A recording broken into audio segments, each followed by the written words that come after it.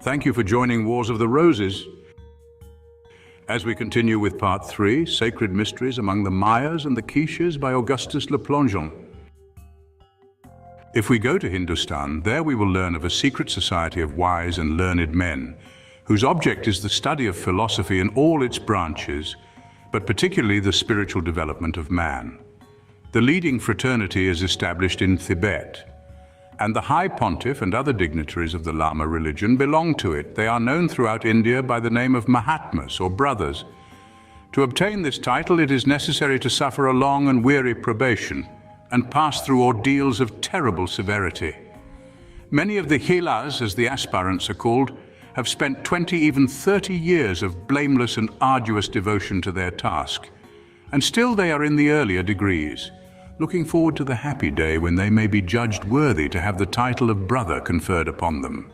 These Mahatmas are the successors of those secret societies of learned Brahmins, so celebrated for their wisdom from very remote ages in India, and of whose colleges or lodges, always built on the summit of high mounds, either natural or artificial. Alexander the Great, when he achieved the conquest of that country, was never able to take possession. Philostratus informs us that their mode of defense consisted in surrounding themselves with clouds, by means of which they could at will render themselves visible or not, and hurling from their midst tempests and thunder on their enemies. Evidently in those early times they had discovered gunpowder or some other explosives of like nature and made use of them to explode mines and destroy their assailants. These same Brahmins claim to have been the teachers of the Egyptians, who, according to that, would have received their civilization and scientific knowledge from them, as also did the Chaldeans.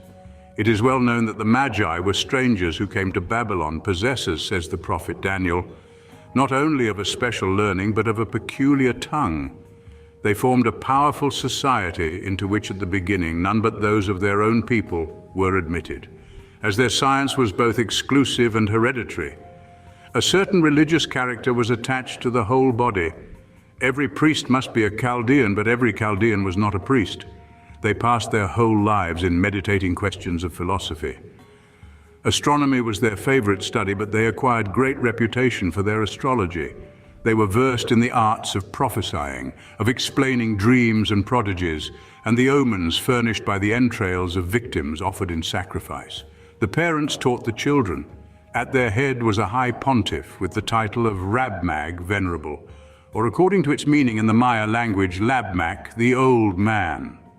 At Babylon, they were the ruling order, the advisors of the king. Nothing is known today of their rites of initiation, but they must have been very similar to those of the Egyptians, since the civilization of Chaldea and that of Egypt were twin sisters, offspring from the same parents.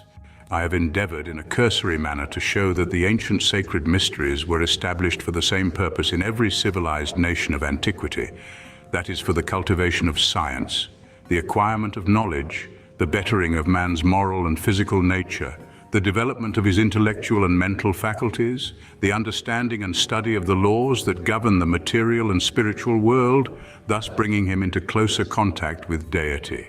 They kept their learning and discoveries a profound secret, surrounding them with mysterious allegories and enigmatical symbols, for, as says Strabo, to surround the things that are holy with a mysterious obscurity is to make divinity venerable, is to imitate its nature that escapes man's senses. Or as Gregory of Nazianze wrote to Jerome, the less ignorant men understand, the more they admire. And as the priests of today, in fact of all times, of all religions, they wish to be regarded by the masses as dispensers of the gods' favors, as mediators between the deity and man. This similarity of the rites practiced in the initiations, the identity of symbols, proves that these rites and symbols had been communicated from one to another, just as in modern Freemasonry, the initiations are the same in the lodges, the world over, having been carried to the most distant lands by travelers, colonists, or missionaries from the fountainhead, the Grand Lodge of England.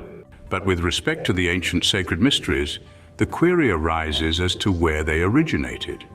We know that from Egypt and Chaldea they were brought to Greece and Rome. From whom did the Egyptians and Chaldeans receive them? The Brahmins asserted that the Magi and the Hierophants were their disciples. Admitting this assertion to be true, may we not ask, from whom did the Brahmins learn them? No doubt, if we question them on the subject, they will answer that they are the originators of these mystic rites and secret societies of learned men.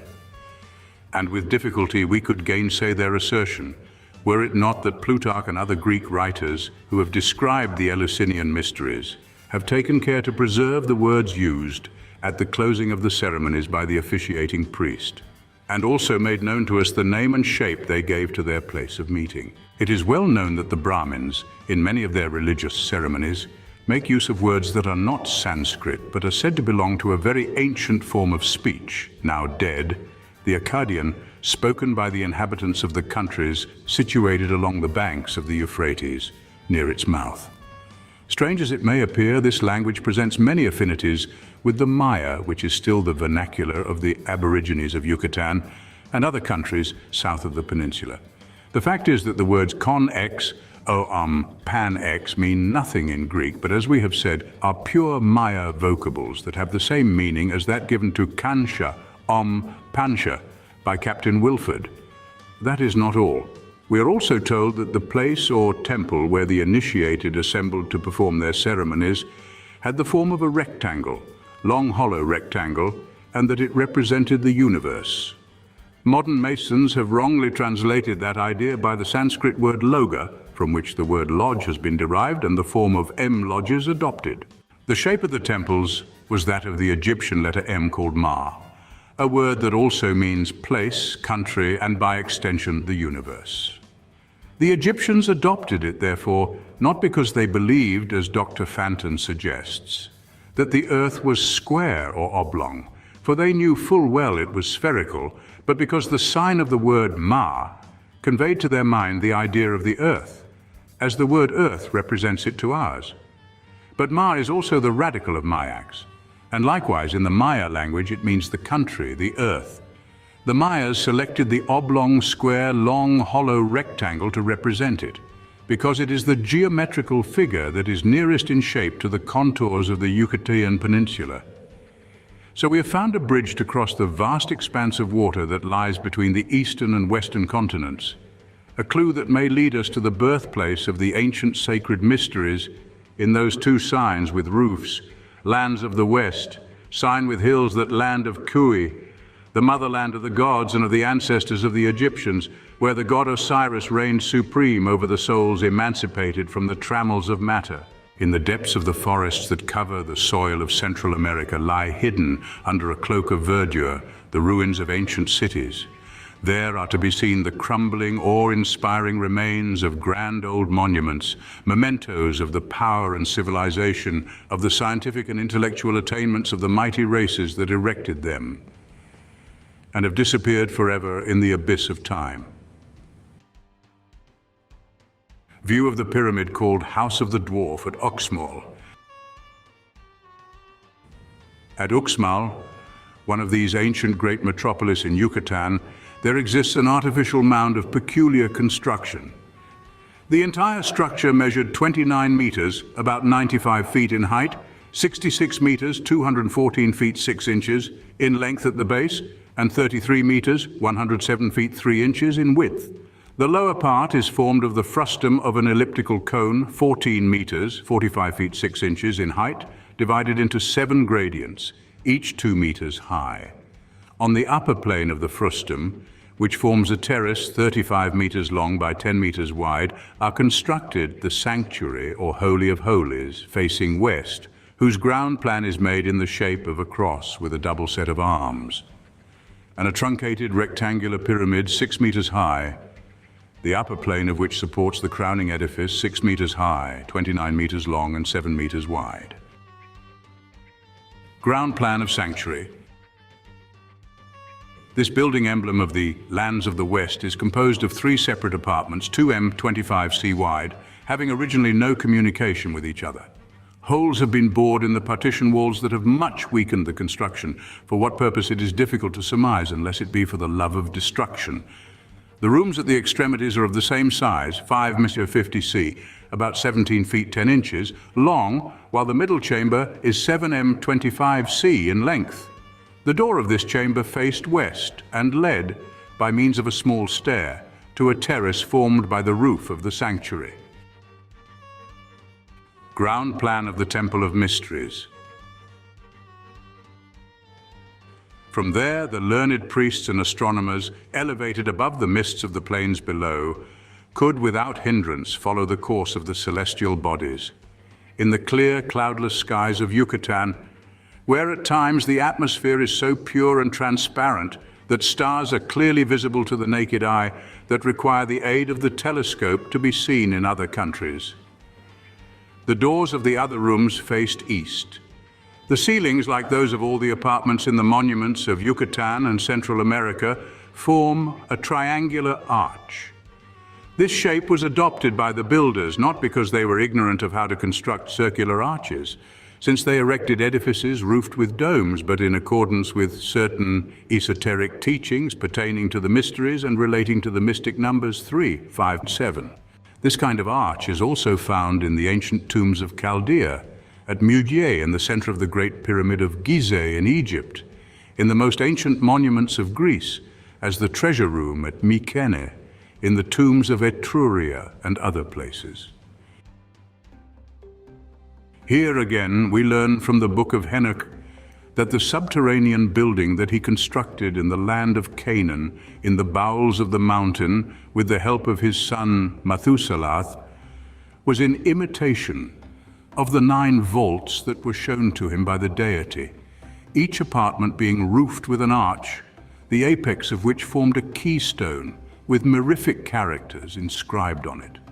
Each of the 9 letters, we are told, represented one of the 9 names traced in characters emblematical of the attributes of deity. Enoch then constructed 2 triangles of the purest gold and traced 2 of the mysterious characters on each. One he placed in the deepest arch, the other he entrusted to Methuselah, to whom he communicated important secrets. Thou art Bate, the soul. Thou art Athor, one of the Baya. And thou art Akori. Hail, Father of the world. Hail, triform God. The triangular arches appear, therefore, as landmarks of one and the same doctrine practiced in remote times in India, Egypt, Chaldea, Greece, Etruria, and Central America. In the ceilings of the rooms situated at the north and south extremities of the building are carved in peculiar and regular order in deep intaglio semispheres, 10 centimeters in diameter, intended to represent the stars that at night so beautify the firmament. Inside of the triangle formed at each end of said rooms by the converging lines of the arch are also several of these semispheres. Those in the north room form a triangle, figure 1, while those in the south room, 5 in number, figure a trapezium, figure 2, with one of these half spheres in the middle. The middle chamber is now devoid of decorations of any sort. Its length, 7 meters, is today the only vestige which remains to indicate that in it in former times were practiced rites and ceremonies pertaining to the 3rd degree of initiation.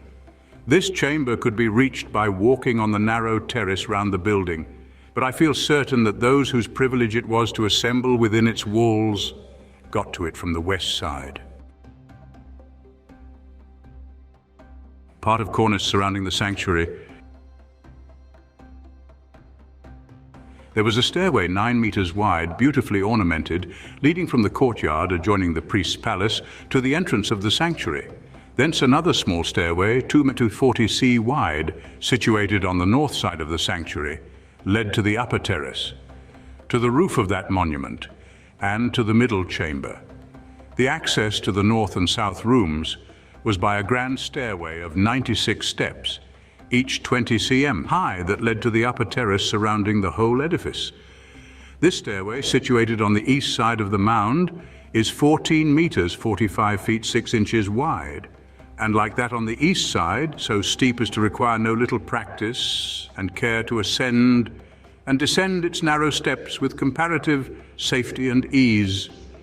A few centimeters above the lintel of the entrance to the sanctuary is a cornice that surrounds the whole edifice. On it are sculptured these symbols, crossed bones and skeleton, many times repeated.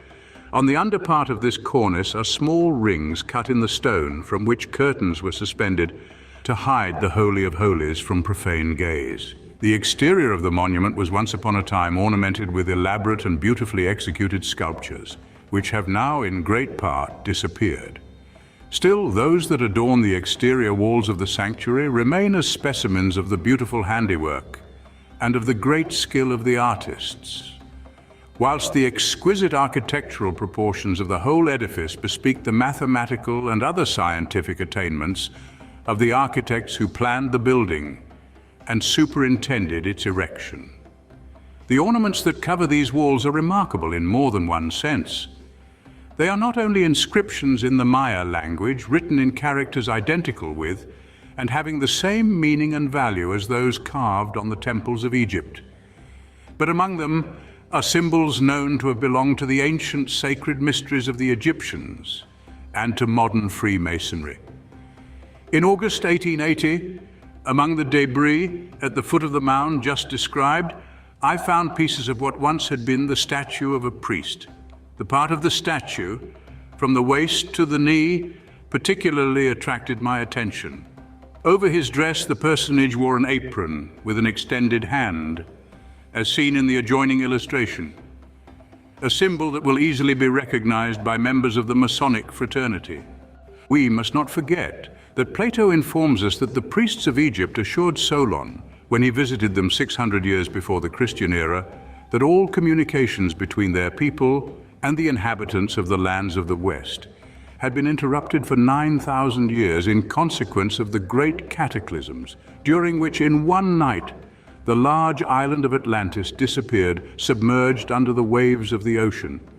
Are we not then right if we surmise that the monuments of Mayax existed 11,500 years ago, and that mysteries similar to those of Egypt were celebrated in them?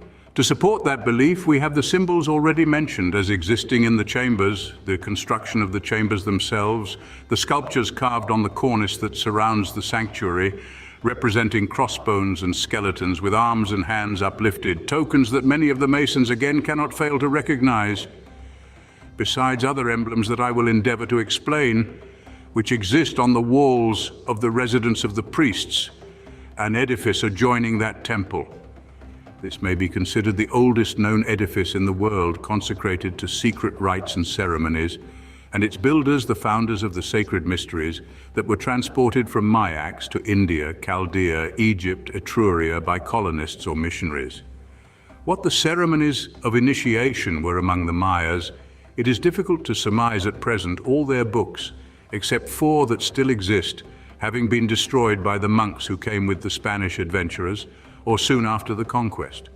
But they must have been similar to the rites of initiation practiced by the Quiches, a branch of the Maya nation, at Xibalba, a place in the heart of the mountains of Guatemala.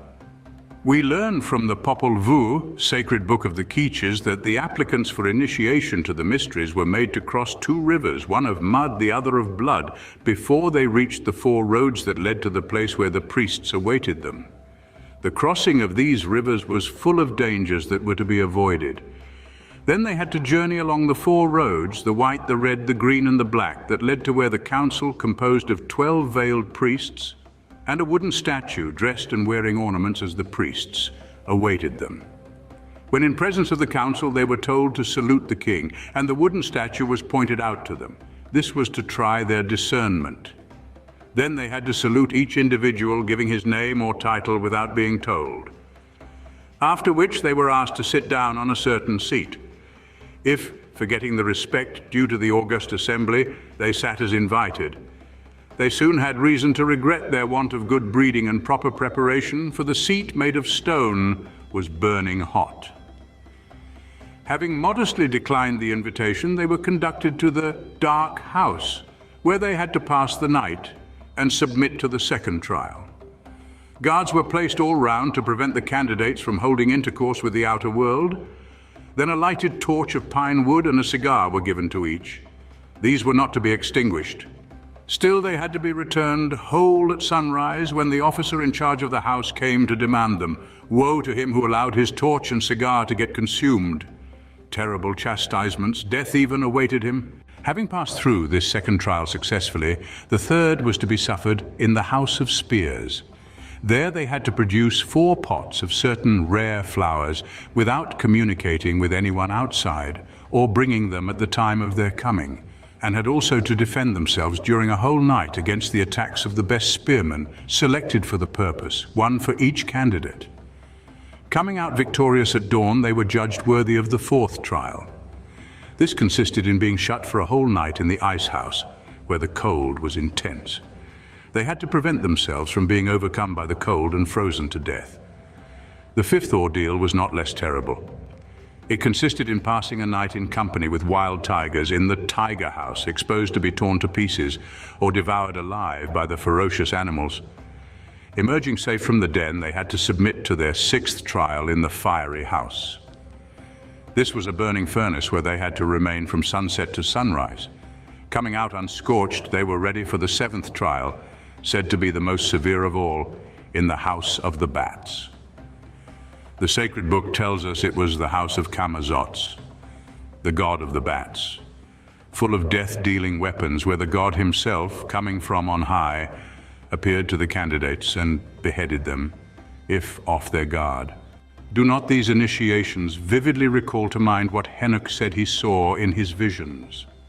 That blazing house of crystal, burning hot and icy cold, that place where were the bow of fire, the quiver of arrows, the sword of fire, that other where he had to cross the babbling stream, and the river of fire, and those extremities of the earth full of all kinds of huge beasts and birds, or the habitation where appeared one of great glory sitting upon the orb of the sun, and lastly, does not the tamarind tree in the midst of the earth, that he was told was the tree of knowledge, find its simile in the calabash tree, in the middle of the road, where those of Xibalba placed the head of Hununapu, after sacrificing him for having failed to support the first trial of the initiation?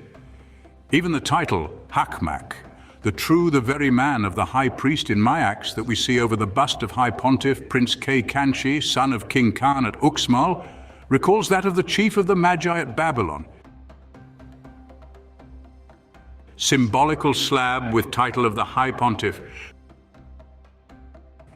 These were the awful ordeals that the candidates for initiation into the sacred mysteries had to pass through in Xibalba.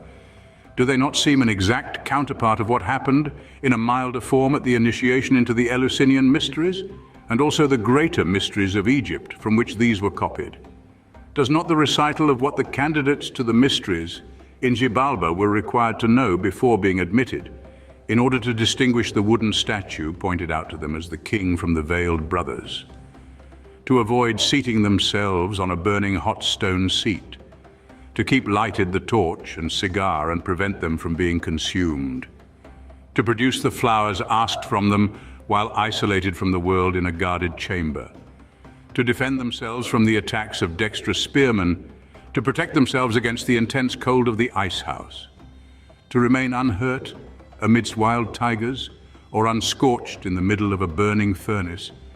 Recall to mind the wonderful similar feats said to be performed by the Mahatmas, the brothers in India, and of several of the passages of the book of Daniel, who had been initiated to the mysteries of the Chaldeans or Magi, which, according to Eubulus, were divided into 3 classes or genera, the highest being the most learned.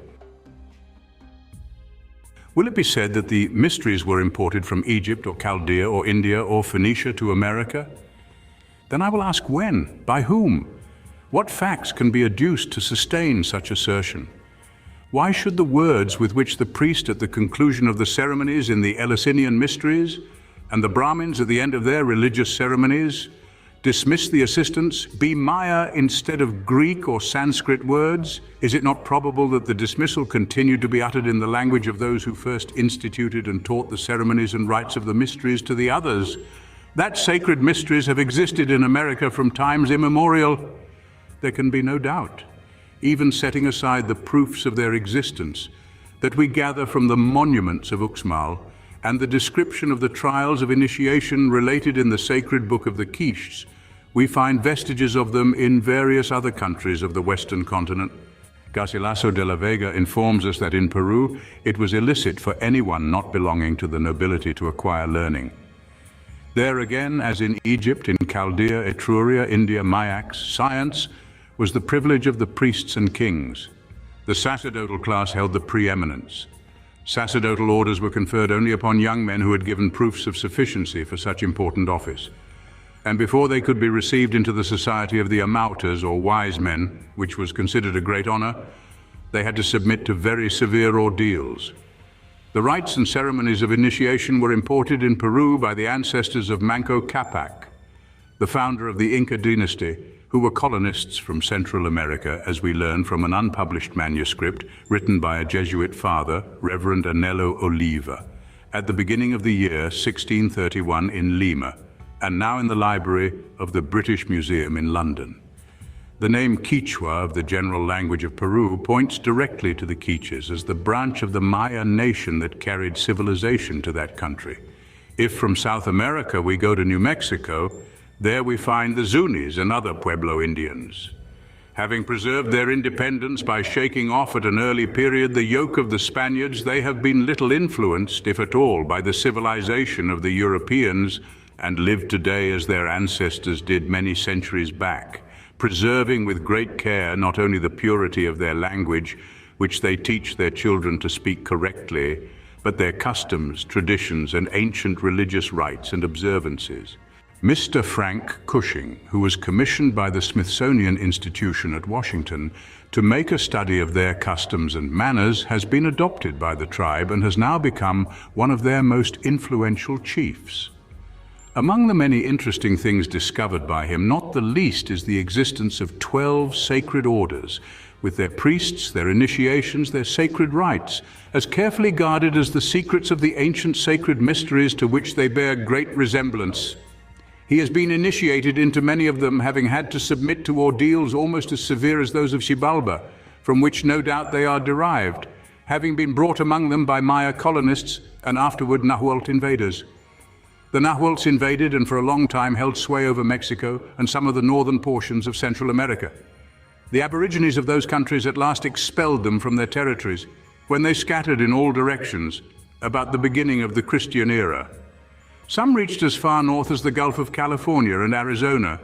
The Yaqui Indians, neighbors of the Mayos, and who inhabit the countries watered by the rivers Yaqui and Mayo in Sonora, are descendants of a Nahuatl tribe from which, in all probability, the adjoining nations, the inhabitants of the 7 cities of Cibola, the Zunis among them, learned many of their religious practices, and the institution of the 12 sacred orders that recall the 12 priests who presided at the initiation into the sacred mysteries at Xibalba.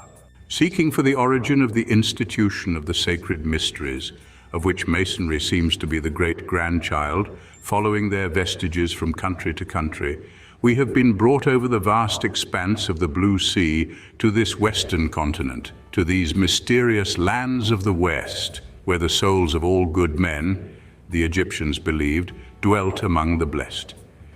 It is therefore in that country where Osiris was said to reign supreme that we may expect to find the true signification of the symbols held sacred by the initiates in all countries, in all times, and which have reached us through the long vista of ages, still surrounded by the veil, well nigh impenetrable, of mystery woven round them by their inventors.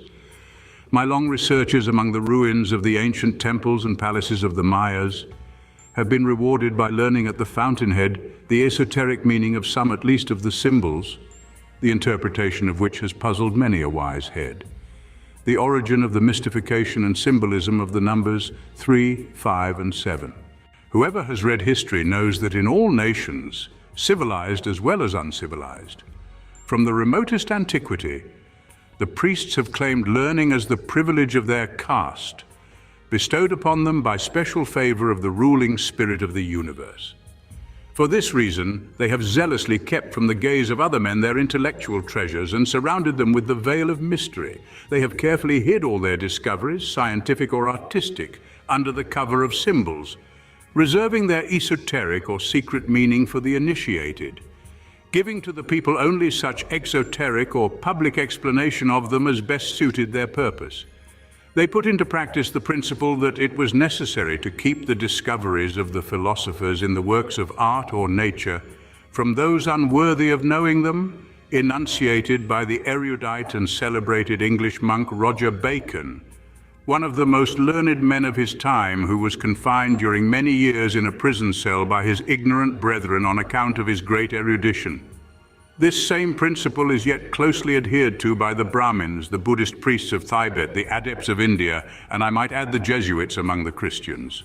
Although they are very inferior in knowledge to the others, the secrecy they have observed for centuries and do still observe, being their best guarantee of power and honor. Judging from the numerous devices and emblems that form the ornamentation of the temples and palaces in the ancient ruined cities of Yucatan, the priests of Mayax seem to have been as addicted to symbology as their congeners in India, Egypt, Chaldea, and other countries. Among these devices and symbols, several belong clearly to their sacred mysteries. The study of the relics of ancient Maya civilization has made manifest to my mind the source of many of the primitive traditions of mankind, which have reached us through the sacred books of the Hindus, the Chaldeans, the Egyptians, and the Jews. These, having received them from both the Chaldees and the Egyptians, have consigned the relation in the Pentateuch, a book long attributed to Moses, but now believed by Matthew Henry and other commentators who pride themselves upon their orthodoxy to have been written in times subsequent to the foundation of the Hebrew monarchy. Might it not be possible that in Mayax also could be found the origin of the mystification of the numbers 3, 5, and 7 regarded as mystic by all civilized nations of antiquity all over the earth? Surely this mystification must have originated with one of these nations and been carried to the others either by colonists, missionaries, or travelers. It is not admissible or even presumable that the same idea and mysticism has been attached to these numbers by all these different peoples without being communicated from one to another. Such abstruse speculations respecting the ontological properties of numbers cannot be ascribed to the first workings of the human mind in its incipient steps toward intellectual development. In its awakening, human intellect, still unable to comprehend the causes of the natural phenomena that take place as everyday occurrences in the material existence of man, does not soar in the elevated regions of metaphysics or of philosophical and abstract theories. Do we not see, even in our midst, that men who live in ignorance ascribe the manifestations of the powers of nature to unseen, mighty beings of whom they continually stand in awe, to whom they tribute homage and address prayers filled with the superstitious fears that these fancies of their untutored imagination inspire in them? Abstract conceptions, numerical combinations, metaphysical speculations, philosophical hypotheses are productions of highly cultivated intelligences, of minds accustomed to reason on causes and effects, to deduce things unseen from things seen. The mysticism with which these numbers have been invested, their symbolization in the sacred mysteries, must have had its origin in material causes, palpable to physical senses, the memory of which became lost in the course of ages, altered by being transported among peoples living far away from the nation that conceived the idea by passing from mouth to mouth in the secrecy of initiations, generation after generation. The idea of a sole and omnipotent deity who created all things seems to have been the universal belief in early ages among all the nations that had reached a high degree of civilization. This was the doctrine of the Egyptian priests. They called the divine intelligence Kneph and placed him above and apart from the triads. Damascius, an eclectic philosopher who taught in the schools of Athens about the year 526 of the Christian era, in his treatise on principles, says that they asserted nothing of the first principle of all things, but celebrated it as a thrice unknown darkness transcending all intellectual perception. Proclus, Platonic philosopher, director of the school of Athens in 450 after Christ, says, "The demiurgos, or creator, is triple, and the three intellects are the three kings, he who exists, he who possesses, he who beholds. These three intellects, therefore, he supposes to be the demiurge, the same as the three kings of Plato, and as the three whom Orpheus celebrates under the names of Phanes, Uranos, and Kronos, kings of the great Saturnian continent in the Atlantic Ocean.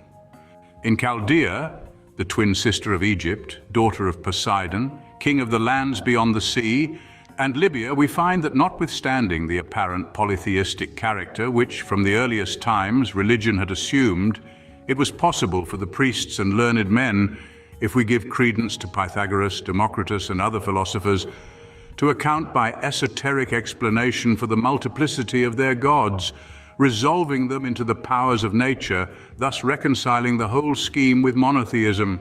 In fact, above and apart from the personages which peopled their pantheon and were reverenced with equal respect by kings and people, they recognized a superior deity, Ra, so far removed from their first triad that they did not know how to worship it. The meaning of the name Ra seems to have been unknown to the historians. They only assert that it means God emphatically, but its origin still remains a mystery. In Egypt, they gave that name to the sun, particularly as the fount of all things, the life-giver and sustainer of all that exists on earth. La, in the Maya language, means that which has existed forever, the eternal truth. So it is evident that the ancient Chaldeans recognized a supreme being, a divine essence, Ra, to which the triads were subordinate. The same conceptions about deity existed in India from the remotest antiquity. H.T. Colebrook, in his notice on the sacred books of the Hindus, says, in the last part of the Nirukta, dedicated exclusively to the divinities, it is thrice affirmed that there are only three gods, and that these three gods designate one sole deity. The gods are three only, whose mansions are the earth, the intermediate regions, and heavens. That is the fire, the air, and the sun. But Prajapati, the lord of all creatures, is their collective god. In fact, there is but one God, the great soul, Mahatma.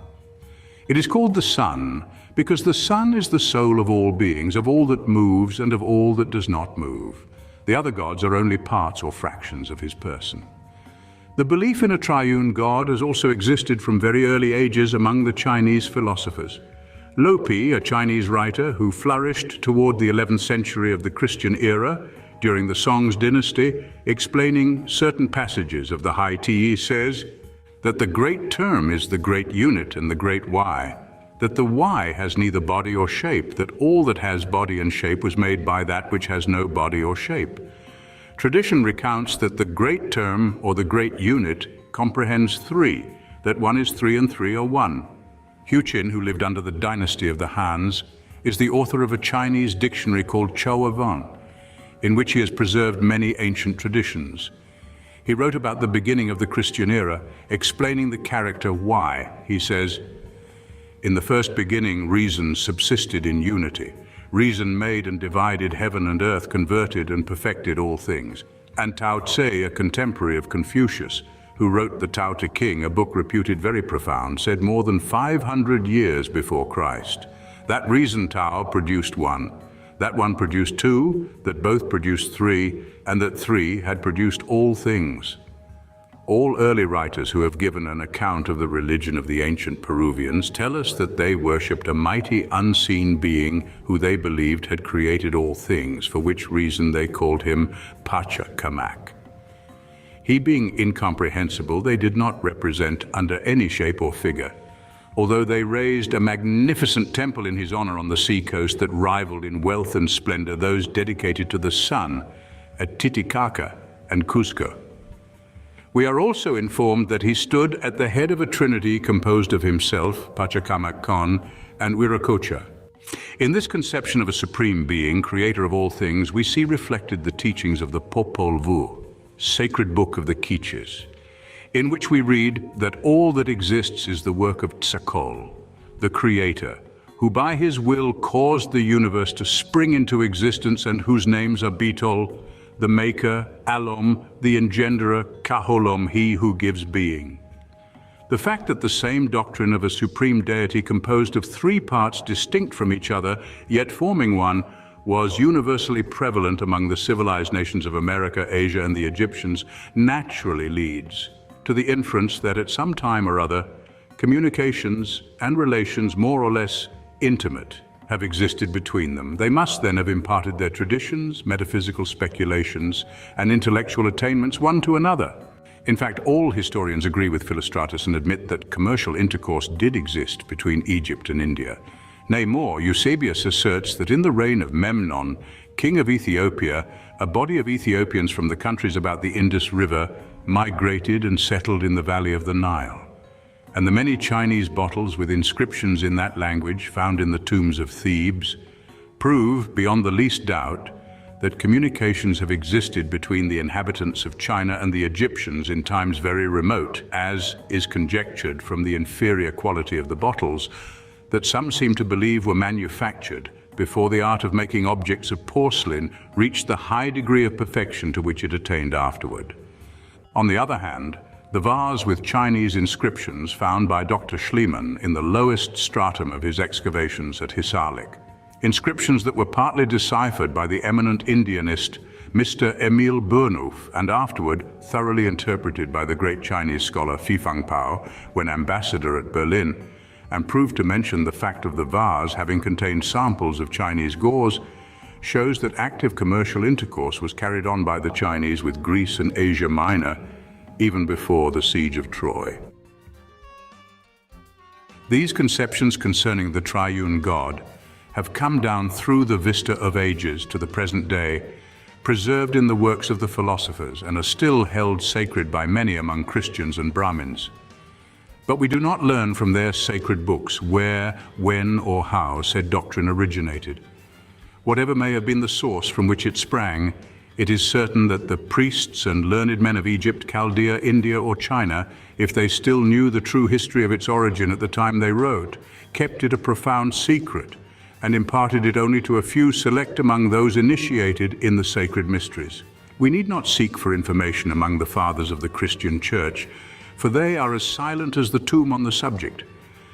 They admitted into their tenets the notion of a triune God as taught by the pagan philosophers, and appropriated it, as they have many other of their teachings and theories, without knowing, without inquiring, concerning their origin. The councils pronounced them revelations from on high, unfathomable mysteries not to be investigated, and imposed them as dogmas to be implicitly believed with blind faith as they are today by the followers of the Romish Church. Through their adherents, the idea of the three persons in the Godhead has found its way into Freemasonry, and on the columns that adorn the temple, in the working of one of the degrees, we read these inscriptions, "In the name of the Holy and Indivisible Trinity."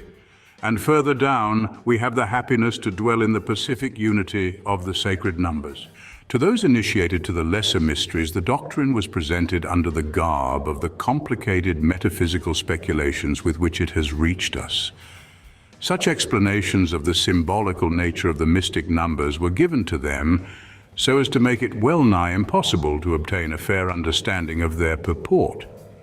By the perusal of the extracts just quoted, it is easy to see that all the reasonings concerning the mystic value of number 3 and its relations to a supreme deity are mere fancies of the imagination, vague speculations, fallacious cavils, meaningless for practical and inquiring minds.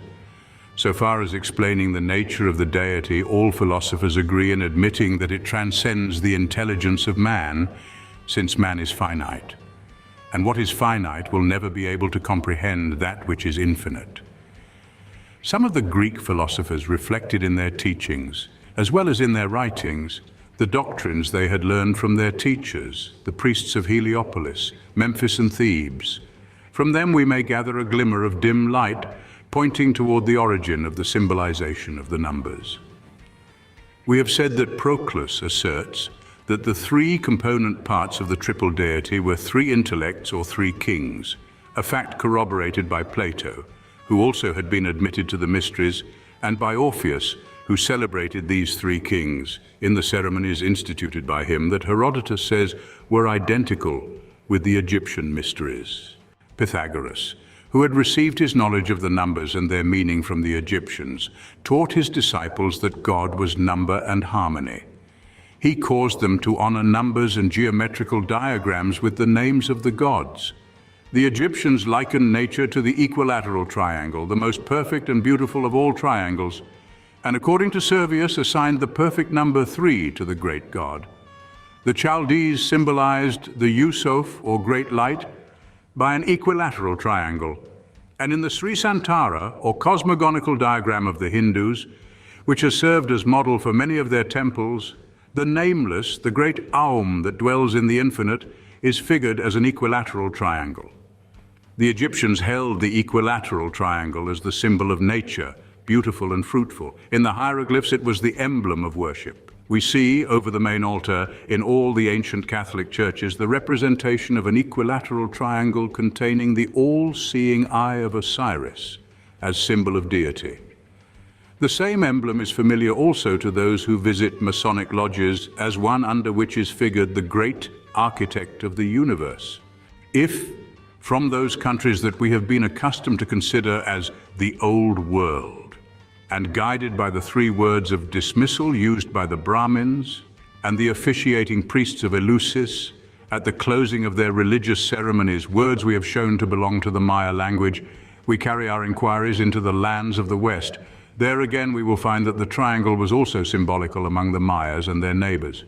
We see it in the position of the three semispheres carved, as already said, at each end of the northern chamber of the building above the sanctuary at Uxmal. We next meet with it in the triangular arches that form the ceilings of the apartments in all the temples and palaces. In fact, in all the edifices of Mayax, as well as in those of Palenque and other localities of Central America. The general plan of these edifices is the same everywhere, not because they were built by the same architects or at the same period, but because their construction was in accordance with certain teachings pertaining to the mysteries. In all the buildings, whatever their size, the ground plan was in the shape of an oblong, square-long, hollow rectangle that is of their letter M, pronounced Ma. Ma is the contraction of Mam, the ancestor, as they denominated the earth and, by extension, the universe. Ma is also the radical of Mayax, the name of the Yucatecan peninsula in ancient times, whose shape, no doubt, suggested that of the letter M, both to the Mayas and to the Egyptians. In fact, in Egypt and in Mayax, the figure long, hollow rectangle in the hieroglyphs stands for earth and universe. It will be noticed by examining their plans that this was also the shape of the apartments in the temples and palaces of Chaldea, of Egypt and Greece, that of the tombs of the Etruscans, hence no doubt was assigned to the Masonic lodges in our days. The triangular ceiling in those countries, and there is no reason for doubting that it was the same in the lands of the West, was symbolical of the triune God, the ruling spirit of the universe, supposed to reside in the heavens above all things. This accounts for the constellations of the firmament being represented on the ceilings. Local people in carved doorway. According to Zoroaster, he is the fire, the sun, the light, that the later Platonists have described as power, intellect, soul, or spirit, and the ancient theologians who invoked the sun in their mysteries, according to Macrobius, as power of the world, light of the world, spirit of the world, that Plutarch gives as intelligence, matter, cosmos, beauty, order, the world. Of these three, he says, universal nature may be considered to be made up, and there is reason to conclude that the Egyptians were wont to liken this nature to what they called the most beautiful and perfect triangle. It will be noticed that the geometrical figure formed at the ends of each of these apartments by the lines of the ceiling, sides, and floor is a pentagon, symbol of the mystic number 5, whose name, penta, in Greek, also conveys the idea of universe, whilst ho in Maya, meaning 5, is also the radical of hul, the head, hence the deity. Then lastly, the number of planes forming the rooms, the 2 of the ceilings, the 2 of the sides, the 2 of the ends, and that of the floor, 7 in all, shows conclusively not only why the builders adopted the triangular arch instead of the circular, but also that the plan of their buildings was conceived in strict adherence to the mystic numbers 3, 5, 7, or their multiples, as we see by the height of the pyramids, the number of courses of the stones forming the walls, that of the terraces on which the temples stood, that of the degrees of the stairs by which they were reached. Thank you for watching, and please don't forget to share, like, subscribe, and comment, and if you can, please consider donating to Wars of the Roses. Links to PayPal and Patreon are in the description. Thank you so very much.